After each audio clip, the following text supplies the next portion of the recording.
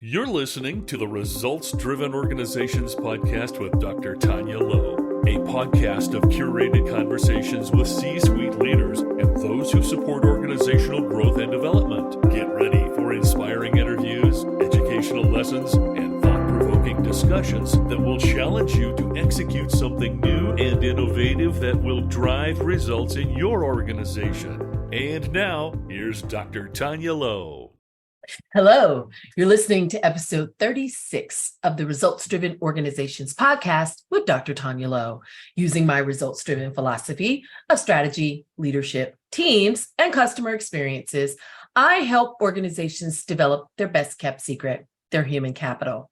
This podcast is designed to expand the conversation with C-suite leaders and those who support organizational growth and development and what it really takes to create, develop, and maintain results-driven and high-performing organizations. Our guest today is Travis Mears, Senior Director of Accounts and Customer Success for Imperative. Travis supports global enterprise partners as Imperative's Senior Director of Accounts and Customer Success. Over the course of his career, Travis's way with words has not let him down. Travis uses his gift of gab to disrupt systems, establish strong partnerships, and lead others to success.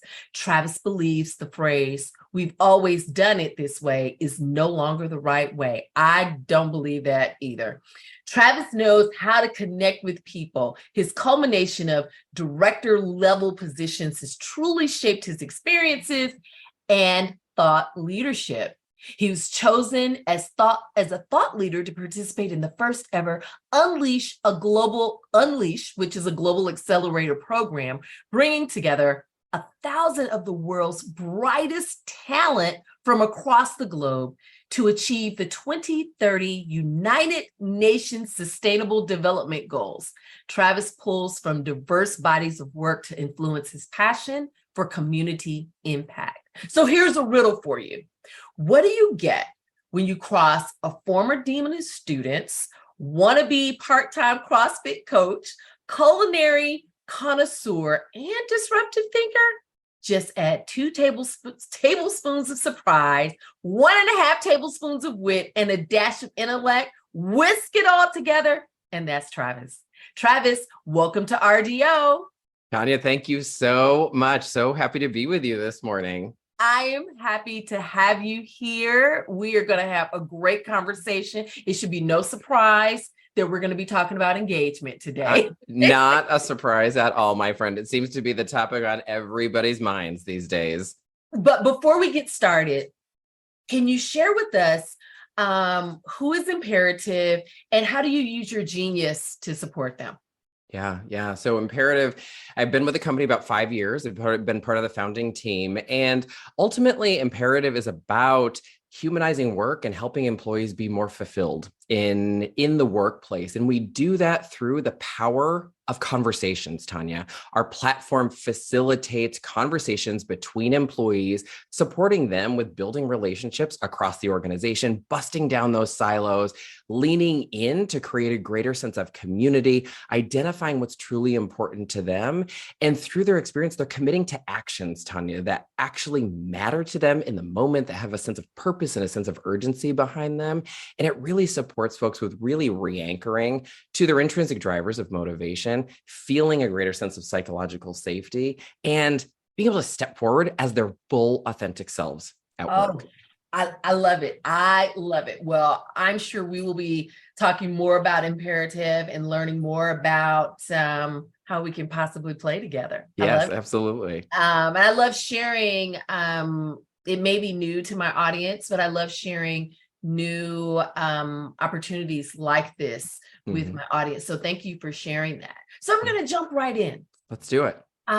Customer experience it's a crucial aspect to building a brand, building brand loyalty, customer retention. Yes. In your view, what are the key elements that contribute to creating a memorable customer experience? I always say customer service is passé. People want more than just customer service. They want an experience. So what are your thoughts around that? Yeah. I think it's so many different things play into that, Tanya, because we have to remember that customers are human beings and that we are all dynamic individuals, right? And that in a lot of ways, there's not necessarily a silver bullet that's going to have that perfect experience. But what we can do, and what I do is, and just from a value standpoint, is I take it into the human element and to say that customers are humans too. And they're just looking to solve a very specific problem. And so as we think about that really positive customer experience, first and foremost, folks on the Imperative platform, they have to have a really dynamic experience and feel that the experience is made for them, right? And we have an amazing engineering and product team that does just that and helps folks sort of be their best selves in that moment. And we do that through technology, which is no small feat, I might add, Tanya.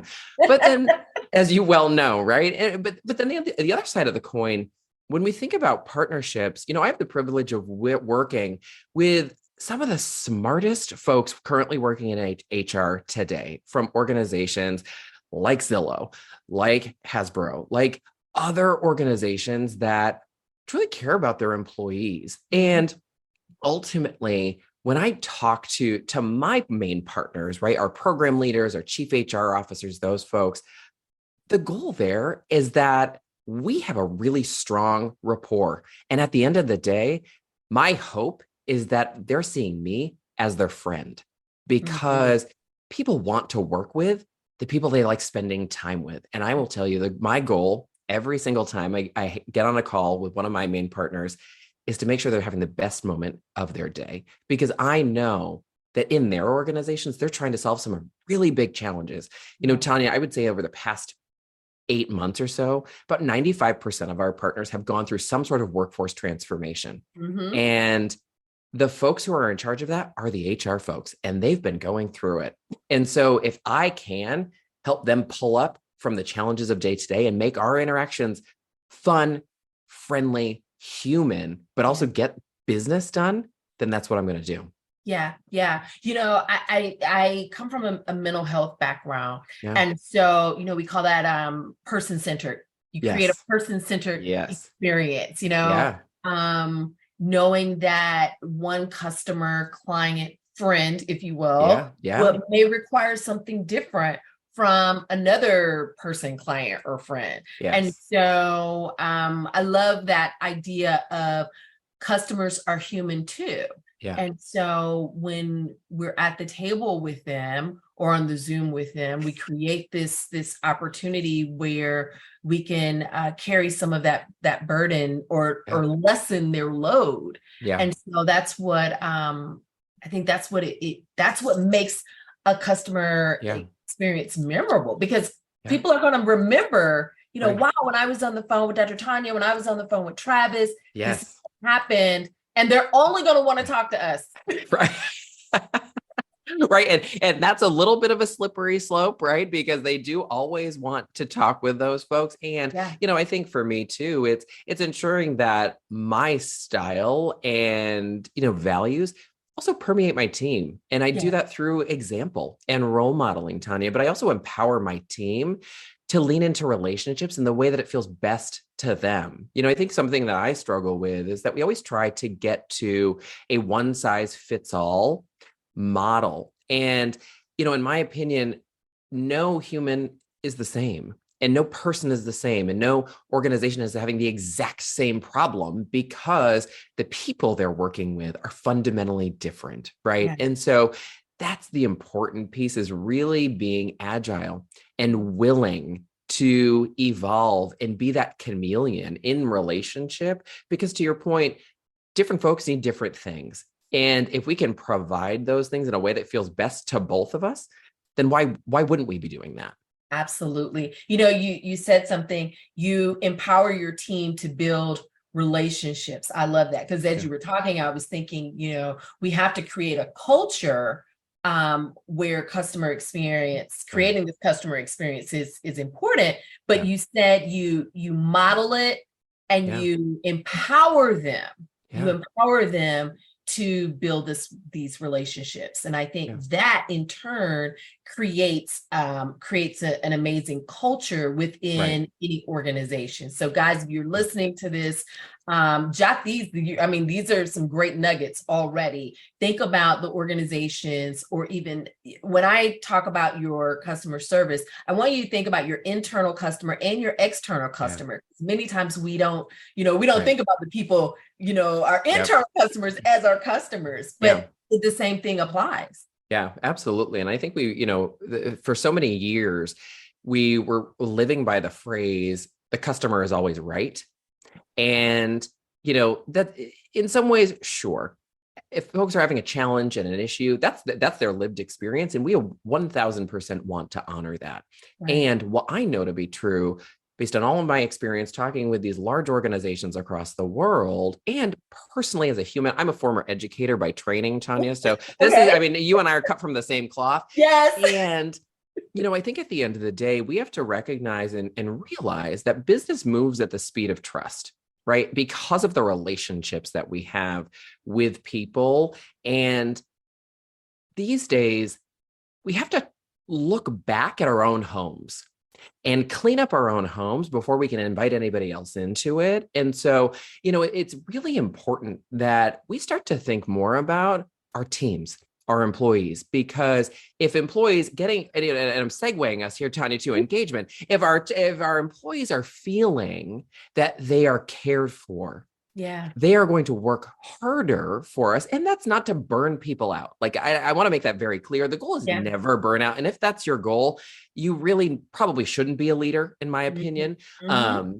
But, if we can look inside and say, what do my employees need? And really think about it in a way that's meaningful for the employee. And Tanya, it may cost us a little bit of money. And that has to be okay, because you're in the business of human capital. If we are treating our team members in the way they want and need to be treated financially, from a benefit standpoint, all of those things, the customers are going to feel it.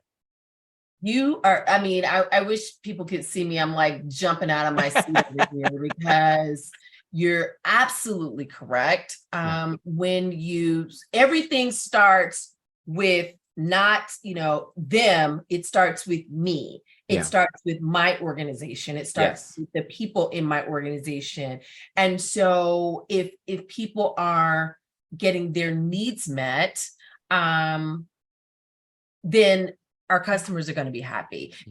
Oftentimes people think that the issues that are happening within an organization doesn't affect the customer. Right. But indeed it does. It's kind of like when things are going on in the family, they're like, well, the children don't know. Yes, they do. Yes, they do. Right.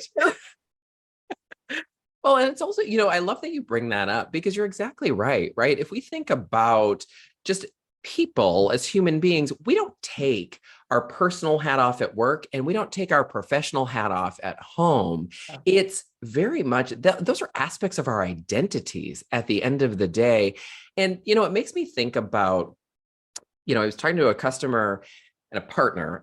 I love to say partner, because that's what we are. We are partners in this, right? Yes. Because I don't ever want anybody to feel like it's a transaction with me, because that just fundamentally doesn't set the expectation of depth, right? Mm-hmm. And, I was talking with them and we were chatting about some pretty challenging organizational transformations. An organization had layoffs, teams got reorged, all of those pieces. And what we don't realize is when a moment like that happens, we as people are grieving losses, and we don't talk about grief at all in at least in sort of US society, right? Yeah. And we forget that when that happens, we as human beings and social beings actually have to process that, or else it just sticks with us. On the other side of the coin, then we hear leaders saying, we want our organizations to be more innovative. Well, one of the key ingredients to innovation is psychological safety. But so when a ton of people just got laid off, and then you're starting to think that you're feeling unsafe because you might be the next person, innovation will not happen.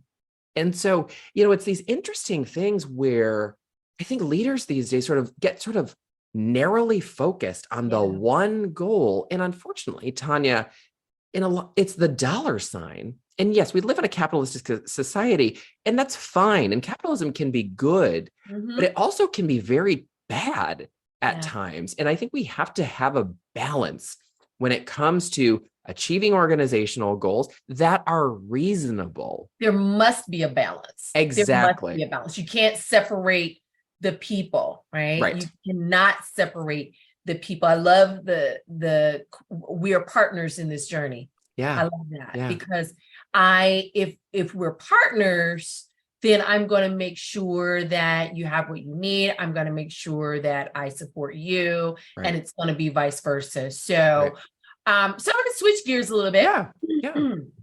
We're talking about engagement. So before I get into my next question, I want to kind of set it up for listeners who may be like, engagement, what is that? So what does that mean? So can you give us the Travis version of what is engagement? What is engagement? An engaged employee is, an employee that is, in my definition, is feeling holistically taken care of, and that they feel a sense of the community and the organization that they're in, and they feel a passionate and alignment with the work that they are doing. And, I will say there's no single thing that equals an engaged employee.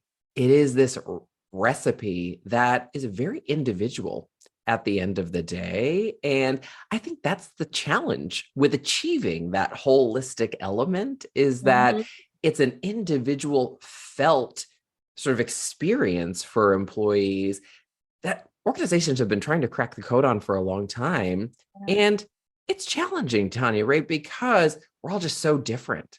Yeah. And we all have different needs, right? So that's going to lead me to the next question. What challenges do leaders have with creating a culture of engagement? And what are some of the types of engagement activities, if you will, that they can start thinking about? I know you said that trying to crack that code has been like, trying to find Jimmy Hoffa. But it has to happen, right? It has to happen. There was a Gallup survey that said only 14% of 3 million employees are engaged. That's troublesome. And so, as a leader, that would keep me up at night. So what do you think some of the challenges are with creating that culture of engagement? Yeah, absolutely. Well, first and foremost, I want to say, I think we look at leaders and we always expect them to solve the world's problems. And first of all, it is not just the leader's responsibility to have employees feel engaged. There is an ownership that's required from employees and an empowerment that they need to feel to be engaged in the organization. So my team always jokes with me, Tanya, because they always say Travis loves a both and moment. And this is one of those moments, right? It's both the employee and the leader. But to your question, what can leaders do to create an engaged culture? Tanya, it starts at the top. And we've known this for years. It's that phrase of trickle down leadership. At the end of the day, the organization, from C-suite, there has to be a commitment to creating an engaged culture in the organization. The top line, OKRs, goals, et cetera, that the organization has cannot just be about increasing the bank account, right? It has to incorporate a very specific set of goals that are people focused, because if not, there isn't buy-in, and then it gets lost. And then all of a sudden somebody's doing it off the side of their desk, right? So it has to start at the top with a full commitment. And commitment is not just in paper. Commitment, to my earlier point, is also in role modeling as well. And there are some organizations that do that really well, but it starts with those C-suite folks. And Tanya, where it starts with also from a leader perspective is knowledge. And as a leader, as a former educator, I am a firm believer that you should never stop learning. And, I think leaders of today, there's some amazing folks out there, but not everybody is an expert on people. Not everybody came up through the mental health field, the education field like we did, Tanya, right? Yeah. And so there has to be some willingness to step outside of your day-to-day and educate yourself around what your employees need a little bit more, therefore giving you a level of self-awareness around what are your own needs, right? And for leaders to be able to come forward and say, this is what I need to feel engaged. What do you need to feel engaged? Because if C-suite's doing that, their direct reports are then going to feel empowered. They're going to feel safe, Tanya, to do that. And you got it, my friend. And that's going to trickle down through the organization. But it takes effort. And it's not just a town hall. I always love it when an organization says to me, we just had a town hall. It's our annual thing. It's the only thing we do. And I think to myself, well, that was probably a really good waste of an hour. So congratulations that you did that. And that's fine. But what else are you doing? There has to be a consistent strategy around this that has a focus at the C-suite level, at the director level, at the manager level, at the individual contributor level, because there has to be intentionality. And I think from an imperative standpoint, we know that people building relationships just doesn't happen, Tanya. And an element of engagement, a key element, is people feeling a sense of belonging and community in an organization. And that's what imperative really supports folks with doing.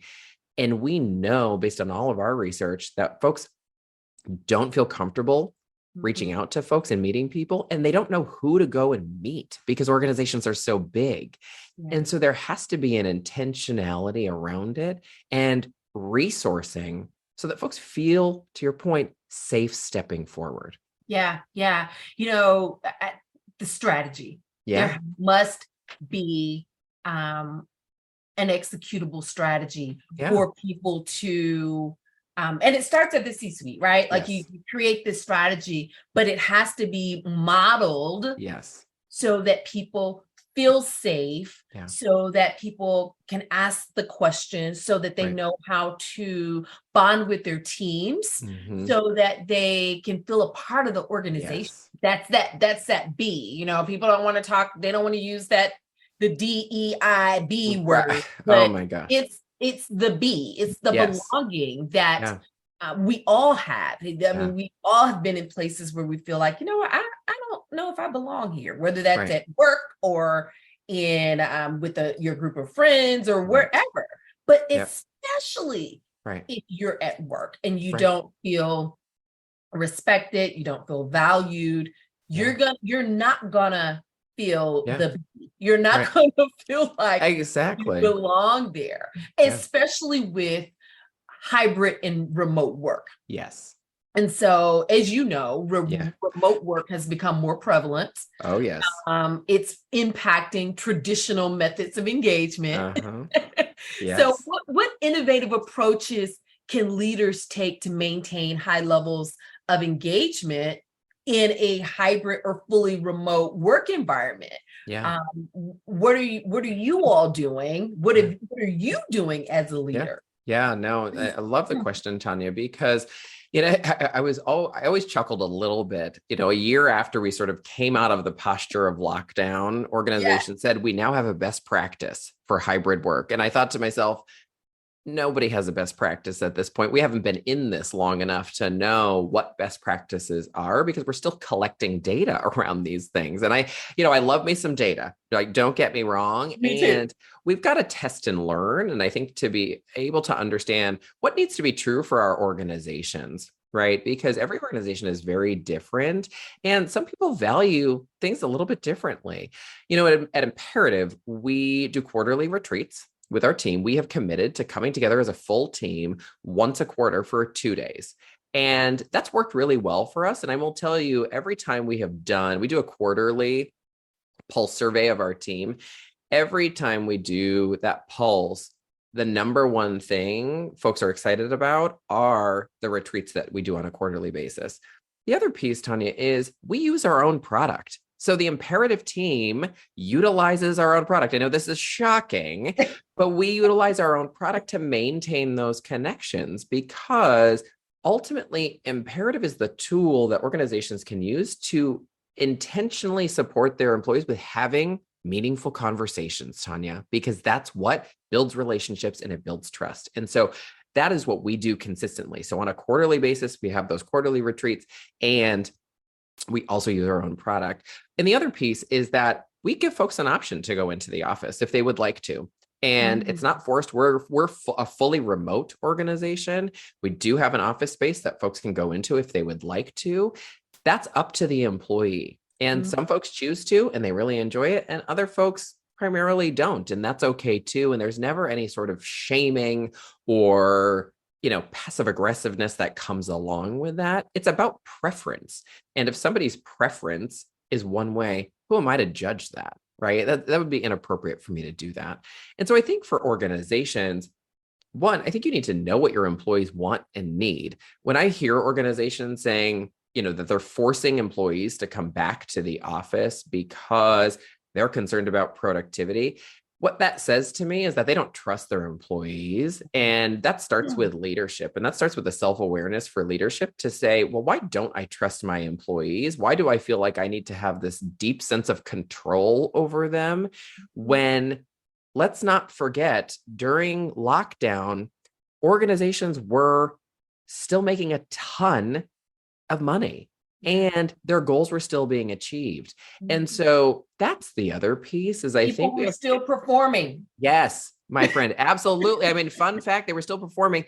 And getting back to your belonging piece, folks felt a greater sense of safety because they were in their own homes working versus when they were at the office. And so if I was a leader and those stats came back to my desk, I'd be looking pretty hard to say, what's going on there? Because maybe there's some correlation around why people don't want to come back to the office and their lack of safety, right? I love it. I love it. You mentioned it starts with the leader. Everything starts with that leader. Everything starts with the individual. Why don't I trust my people? Like, ask yourself that question. I hear that so often, Travis. I don't trust them. I've got to. I can't go on vacation. Right. Shame on for you. Right. But you have to ask yourself, why don't I trust my team? And what do I need to do to develop them so that we can all function as a healthy team to make it safe for them? So leaders have to unlearn a lot of stuff. Yes. Because leaders lead the way they've been led oftentimes. Yes. And so they've got to unlearn some of that stuff and, make that commitment, jump into the knowledge of where do I go from here? What do I need? What support do I need? Do I need a coach? Do I need a system? What do I need to become a better leader to create better engagement? Because we know when people are engaged, that increases productivity, which also increases the bottom line. You got it. Exactly. And I think that, I think in a lot of ways, Tanya, we've been socialized to fear asking for help. Yes. And, I think leaders, unfortunately, I do feel for the leaders. Being a leader myself, there is, I think, a fear on us that says sort of that imposter syndrome starts to come up. And then, those voices in our mind say, I should know this. And it's okay to not know. And, I think that is something from my perspective has really helped me sort of reground and say, it's okay if I don't know. I just need to know who I could ask for support. And Tanya, that may be you. And if you don't know, you might know somebody who would know. Right. And so I think we think about being leaders, there's this fundamental, it's very human that our ego starts to come in a lot more. And, I'm a firm believer of wellness and taking care of myself in those pieces. And I think that leaders really need to be given the permission to say, it's okay for you to reach out to that support to help you just reflect and understand what needs to be true for you to gain that level of self-awareness. And, I think when you're managing a team of people, you're always taking on what's going on for that team. And, I think it needs to be okay for leaders to seek out some of the training that you've had early on around mental health, right? I think that is a real lack in our society. And Tanya, full authenticity here. I mean, that's all you're going to get from me is, I put on my calendar Thursdays at 4, I have a therapy appointment. Yes. And that's an aspect of my role modeling. And I'm totally fine with my team seeing that because mental health affects everybody. Leaders not immune to having challenges from an emotional standpoint. And I think we as leaders have to feel safe to step forward to say, I'm struggling and I need a little bit more support, and that has to be okay. Yeah. Yeah. John Maxwell says people do what they see, not what you say. Yep. And so that's why modeling is so critical, especially not just around the work of the business, but also around self-care, around utilizing resources like EAP, counseling, all of those things, because it creates for a better workforce. It creates a better human. I like to say there is no difference between personal development and professional development. They're sister cousins. Okay. Yes.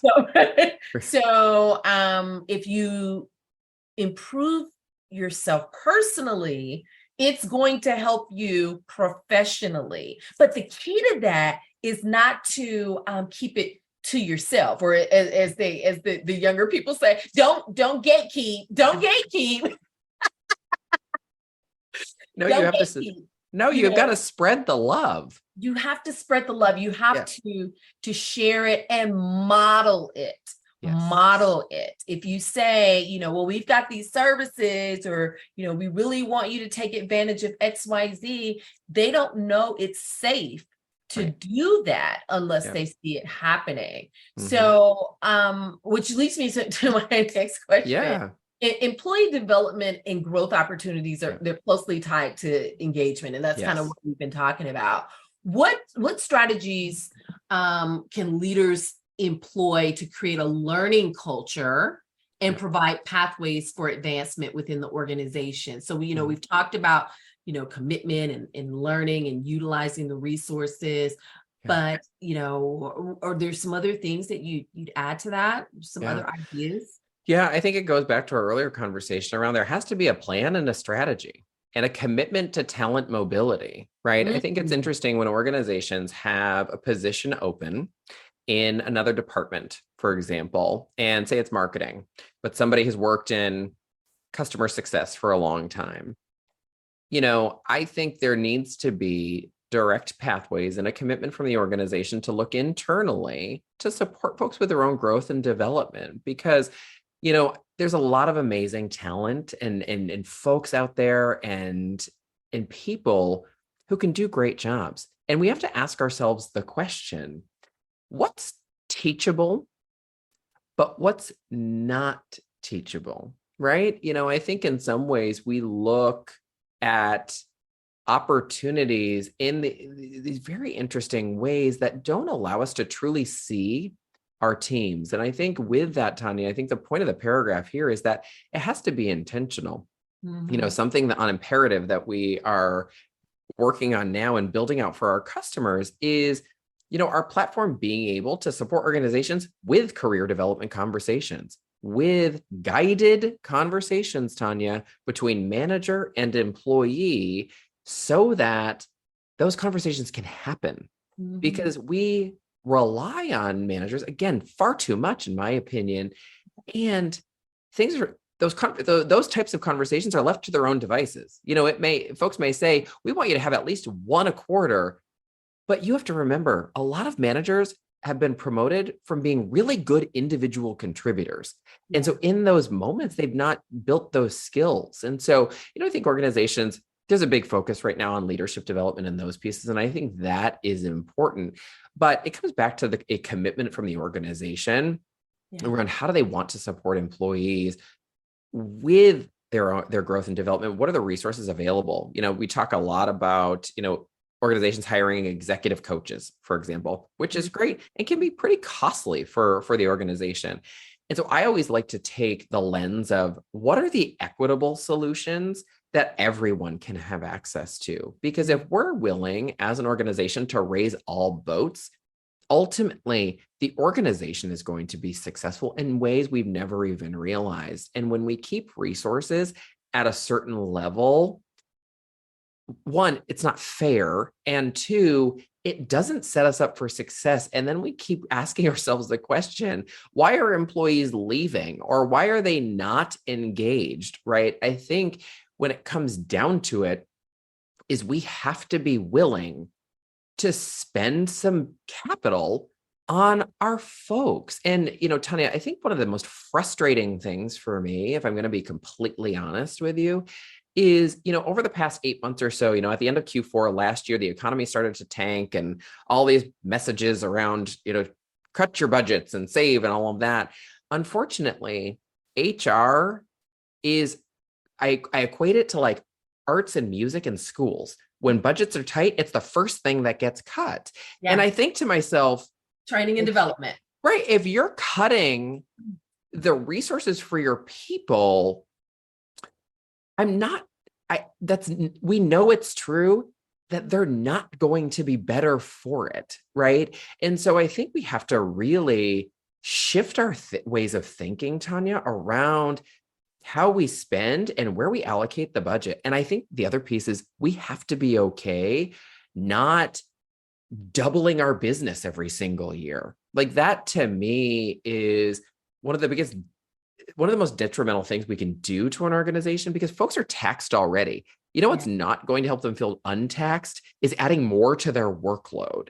So, I think it's reframing some of that and really coming to terms to say, we're committed to our employees. And then that in and of itself is going to bring forward the resources that they need to support them with building out a really robust development process, talent mobility experience. Yeah. I keeping the resources at one level, organizations must invest in their entire workforce. Yeah. You must invest in your entire workforce. It's going to help with the future of your workforce. The World Economic Forum had a report, 50% of employees are going to need to be reskilled and upskilled. Yes. Critical thinking, technology, soft skills, all of these things. And so what are you going to do? Go and hire, 50% more people? They're going to need some upskilling and reskilling too. Right. So make a commitment to talent mobility is key to not always having to go on the outside, but raising up good talent inside the organization so that regardless of what's happening, people are prepared. And I think that's a mindset that leaders have to embrace as they are as they're coming into these leadership roles, these management roles, where maybe they weren't led or managed in that way. It's you lead people, you manage processes. So how do I become more people-centered? But the concern is always, is the work going to get done? Absolutely, the work's going to get done. The work will get done. Yeah. And that's where that trust piece comes in, Tanya, right? And to your earlier point, we have to be willing to unlearn some of those things, and if we're not, it's putting us at a disadvantage. And unlearning and growth and development at any stage of your life, I would dare say, as we get older, is a lot harder. Right. From a mental health standpoint, our neuroplasticity starts to go down and things just fundamentally feel more difficult. Right. And that's where I think leaders really need to understand we need support more than anybody because, we're just at different phases of our career. And also, as a former educator and working on college campuses for about 12 years before shifting, I saw students every single day and what the resources they were being provided with. And folks, I will tell you now, the resources are more. And so they're coming into the workforce with a pretty high expectation. And so if we are not future planning to have a resource heavy culture and where an organization is role modeling that, we're going to be at a deficit. And Tanya, we are going to continue to be talking about attrition and retention issues and lack of engagement if we don't fundamentally turn this problem on its head and start thinking a little bit differently, because expectations of folks in younger generations are fundamentally different than when we were in school. Fundamentally different. And we can't hold on to, well, when I first started working, right. You got to let that go. You have to, this is could possibly be 5 generations in the workforce. And I always tell my clients is that every generation adds value to the workforce. And so you can't be stuck where, this is how I was taught to do it. You've got to engagement, right? You've got to allow people to show up as who they are. You've got to wrap resources around them, supports around them, because at the end of the day, it will create results-driven organizations. So 60 seconds or less, why should organizations focus on engagement across the entire enterprise? If you focus on engagement across the entire enterprise, multiple problems will be solved that you've been trying to solve for many years. Yes, I agree. Travis, what are you reading that we should be reading?